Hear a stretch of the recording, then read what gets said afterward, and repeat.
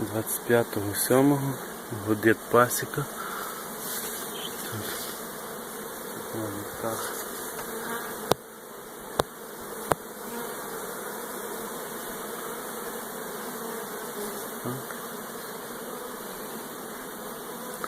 Всі пашуть бджілки. Соняшник цвіте вже з 2 тижні цвіте, напевно. Значить, пасіка гудить. Вони ріві ходять, а так вони працюють. Ось що тут молоточку. А запах, повітря прям медом пахне. Я тут, коротше, отак ходжу, голий. О, руки, без футболки. І ніхто мене не чіпає.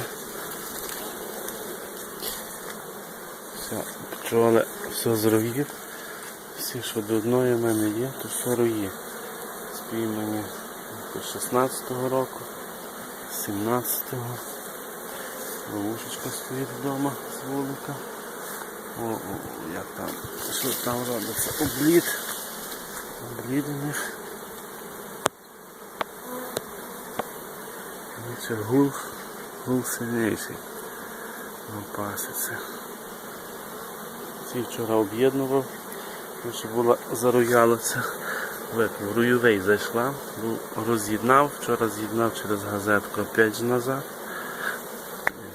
Ця сім'я, а там була рій відпустила. Це маленька, пристала, хоче з'їсти. Теж через газетку об'єднав. Тут одно, блін. Він страшний на пасіці. Цього року має меду щось принести моя пасіка. Дякую за перегляд, ставимо лайки. Ось таке відео.